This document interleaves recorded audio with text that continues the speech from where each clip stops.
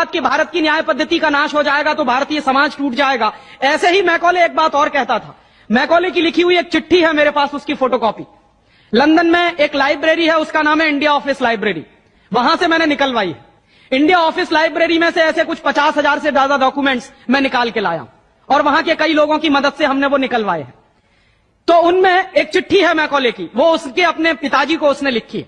जब वो यहां ऑफिसर बन के आया है तो मैकॉले क्या लिख रहा है कि भारतीय समाज को अगर बर्बाद करना है तो भारतीय न्याय पद्धति बर्बाद करो। तो वो करने के लिए उसने आईपीसी बना दिया, सीआरपीसी बना दिया, सीपीसी बना दिया और बर्बाद हुई।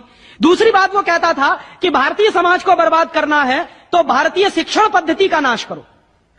तो मैकॉले कहा करता था कि जो भारतीय शिक्षण पद्धति है, वो खुद मानता था इस बात को, यह दुनिया की सबसे ज्यादा विकसित और सबसे अच्छी पद्धति।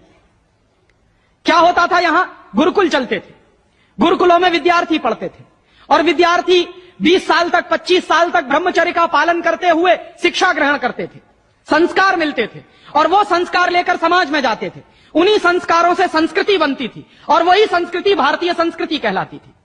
ऋषि थे, मुनि थे, बड़े बड़े ज्ञानी थे, महात्मा थे, वो गुरुकुलों को चलाया करते थे और सारे के सारे गुरुकुल जो चला करते थे उनमें वेदों का अध्ययन, पुराणों का अध्ययन, उपनिषदों का अध्ययन, जो भारतीय ज्ञान है, जो भारतीय मनीषा है, उन्हीं सबका अध्ययन संस्कृत के माध्यम से कराया जाता था।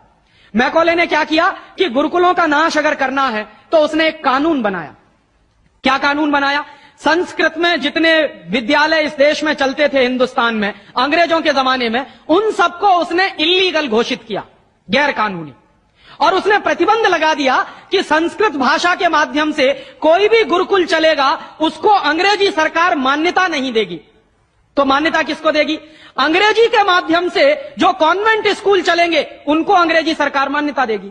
और उसके लिए बाकायदा उसने कानून बनाया। उस कानून का नाम है इंडियन एजुकेशन एक्ट। और यह इंडियन एजुकेशन एक्ट लागू हुआ 1858 में, आज से लगभग 140 साल पहले।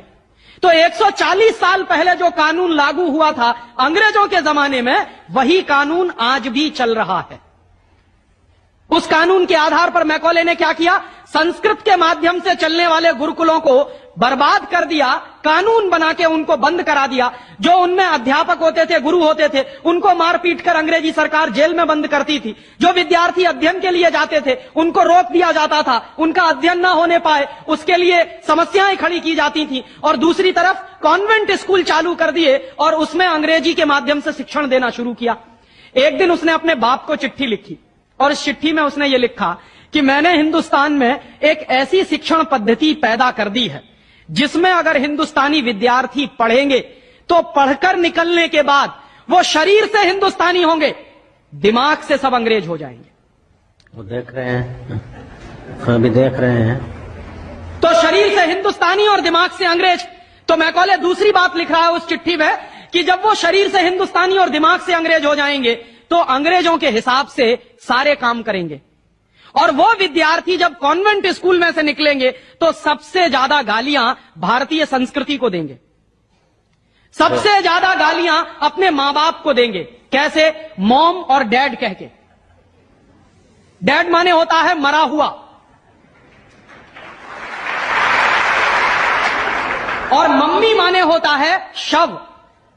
इजिप्ट में आप जाइए, मिस्र एक देश है, वहां पे ममीज कहा जाता है किसको? मरे हुए आदमी के शव को।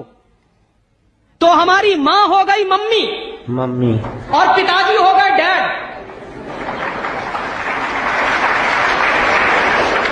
आया कहां से ये? मैकॉले ने डाल दिया हमारे दिमाग में। और मैं ये कहता हूं कि मैकॉले तो मर गया, उसका बाप भी मर गया, सब मर गए, भगवान उनकी आत्मा को शांति दे, लेकिन उसकी जो आत्मा है वो हम सब में प्रवेश कर गई है।